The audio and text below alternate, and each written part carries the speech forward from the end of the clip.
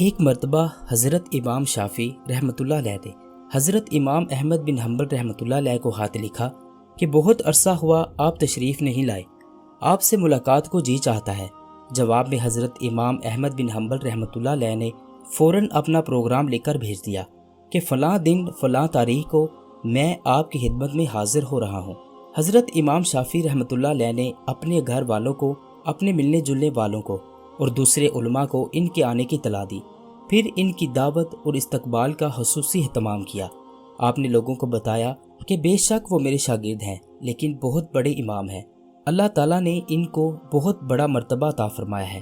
جس دن حضرت امام احمد بن حنبل رحمۃ اللہ علیہ کو پہنچنا تھا، اس دن امام شافعی رحمۃ اللہ علیہ اپنے شاگردوں اور دوسرے علماء کو لے کر ان کے استقبال کے لیے شہر سے باہر تشریف لے گئے۔ اس وقت مصر کے جو بادشاہ تھے وہ بھی حضرت امام شافعی رحمۃ اللہ علیہ کے تابعدار تھے، وہ بھی امام صاحب کے ساتھ استقبال کے لیے چلے آئے۔ حضرت امام احمد بن حنبل رحمۃ اللہ علیہ مقررہ وقت پر پہنچ گئے۔ حضرت امام شافعی رحمۃ اللہ علیہ نے ان کا بڑا شاندار استقبال کیا اور پھر عزت و احترام کے ساتھ ان کو لے کر گھر پہنچ گئے اور ان کے لیے بہترین کھانے کا انتظام کیا۔ اس زمانہ میں عام طور پر اولیاء اللہ اور بزرگوں کی شان یہ تھی کہ وہ کھانا بہت کم کھایا کرتے تھے اور رات بھر اللہ تعالیٰ کی عبادت کیا کرتے تھے۔ جب حضرت امام احمد بن حنبل رحمۃ اللہ علیہ کھانا کھانے بیٹھے تو دیر تک اس طرح کھانا کھاتے رہے جیسے کئی روز سے بھوکے ہوں۔ باقی لوگ کھانا کھا کر اٹھ گئے مگر وہ کھاتے رہے۔ لوگ بہت حیران ہوئے کہ حضرت امام شافعی رحمۃ اللہ علیہ نے تو ان کی بڑی تعریف کی تھی کہ یہ بڑے اللہ والے اور بزرگ انسان ہیں۔ چہم گوئیاں ہونے لگیں لیکن کوئی کچھ نہ بولا۔ پھر جس کمرے میں حضرت امام احمد بن حنبل رحمۃ اللہ علیہ کے لیے رات کے وقت آرام کرنے کا انتظام کیا گیا، اس کمرے میں حضرت امام شافعی رحمۃ اللہ علیہ کی بچیوں نے ایک مصلی بچھا دیا، مسواک رکھ دی، استنجے کے لیے پانی رکھ دیا اور وضو کے لیے لوٹا بھی لا کر رکھ دیا، تاکہ جب وہ رات کو تہجد کے لیے اٹھیں تو انہیں کسی قسم کی کوئی پریشانی نہ ہو۔ اس زمانے میں تہجد کے لیے اٹھنا ایک عام معمول تھا۔ حضرت امام احمد بن حنبل رحمۃ اللہ علیہ نے رات کو اس کمرے میں آرام کیا اور صبح اٹھ کر فجر کی نماز پڑھنے چلے گئے۔ جیسے ہی وہ نماز کے لیے نکلے تو حضرت امام شافعی رحمۃ اللہ علیہ کی بچیاں اس کمرے میں آ گئیں۔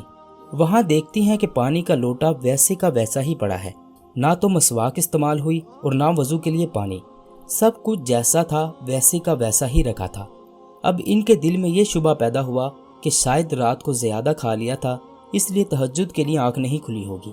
فجر کی نماز پڑھنے کے بعد حضرت امام احمد بن حنبل رحمۃ اللہ علیہ تشریف لائے تو گھر والوں نے حضرت امام شافعی رحمۃ اللہ علیہ سے کہا کہ آپ نے فرمایا تھا کہ وہ تو بہت بڑے اللہ والے اور بزرگ ہیں، مگر رات کو انہوں نے کھانا بھی خوب کھایا، ہم نے ان کو وضو اور استنجے کے لیے پانی بھی دیا، وہ بھی استعمال نہیں ہوا، معلوم ہوا کہ رات کو تہجد کی نماز پڑھی ہی نہیں۔ اب حضرت امام شافعی رحمۃ اللہ علیہ کو بھی تشویش ہوئی۔ انہوں نے حضرت امام احمد بن حنبل رحمۃ اللہ علیہ کو بلایا اور تنہائی میں لے جا کر ان سے پوچھا کہ اس طرح کی باتیں سننے میں آ رہی ہیں کہ آپ نے کھانا بھی کچھ زیادہ کھایا اور جس کمرے میں آپ کے لیے سونے کا انتظام کیا گیا تھا اس کمرے میں آخری شب میں استعمال کے لیے جو چیزیں رکھی گئی تھیں وہ بھی استعمال میں نہیں آئی۔ آپ پہلے تو ایسے نہیں تھے، کیا یہاں سے جانے کے بعد آپ کے مزاج میں کچھ تبدیلی آ گئی ہے؟ حضرت امام احمد بن حنبل رحمۃ اللہ علیہ نے فرمایا کہ حضرت میرے بارے میں جو باتیں ہو رہی ہیں وہ درست نہیں۔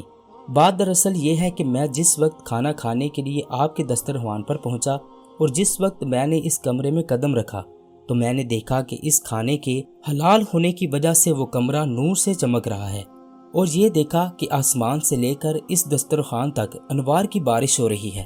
جب میں نے یہ صورتحال دیکھی تو میں نے سوچا کہ شاید اس سے زیادہ حلال کھانا مجھے زندگی میں نہیں ملے گا، جتنا بھی زیادہ سے زیادہ اس کو کھایا جا سکتا ہے کھا لیا، اس لیے کہ اس کھانے کا ذرہ ذرہ ایمان کو اور دل کو روشن کرنے والا ہے، اس لیے مجھ سے جتنا زیادہ سے زیادہ کھایا جا سکتا تھا میں نے کھا لیا۔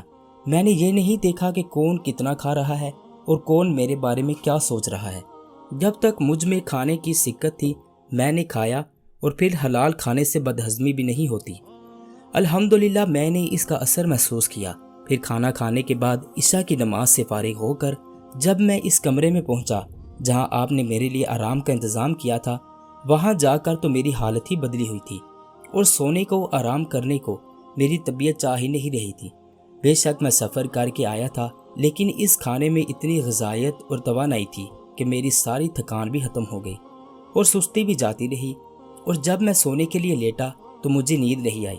میں لیٹا رہا اور لیٹتے لیٹتے قرآن و حدیث میں غور کرتا رہا، اور پوری رات غور و فکر کرتے ہوئے گزر گئی، اور اسی رات میں نے قرآن و حدیث سے 100 مسائل کا حل تلاش کر لیا، اور وہ مسائل ایسے تھے جو اس سے پہلے کبھی میرے ذہن میں نہیں آئے تھے اور نہ کبھی ان کی طرف میرا خیال گیا۔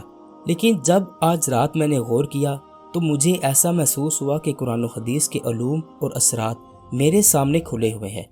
تمام مسائل کی تفصیل اور جوابات میرے ذہن میں آتے چلے جا رہے تھے، وہ صبح تک میں مسائل کا حل جانچتا رہا۔ اسی حالت میں صبح ہو گئی۔ یہ سب آپ کے خلال کھانے کا اثر تھا جو رات بھر میں نے محسوس کیا۔ اس لیے تہجد کے وقت نہ تو لوٹا استعمال کرنے کی ضرورت پیش آئی اور نہ مسواک کرنے کی، اور وہی عشاء کا وضو میرے لیے فجر میں کام آیا۔ یہ سن کر حضرت امام شافعی رحمۃ اللہ علیہ نے پھر اپنے گھر والوں کو حقیقت بتائی، اور جو لوگ ان کے بارے میں غلط قسم کی باتیں کر رہے تھے ان سے کہا کہ تم نے ان کی شان میں گستاخی کی ہے، جا کر ان سے معافی مانگو۔ دوستو، اللہ تعالیٰ نے حلال رزق میں بہت برکتیں رکھی ہیں۔ اللہ تعالیٰ سے دعا ہے کہ اللہ پاک ہمیں رزق حلال وافر مقدار میں عطا فرمائے اور ہمیں رزق حلال کی برکتوں سے مستفید فرمائے۔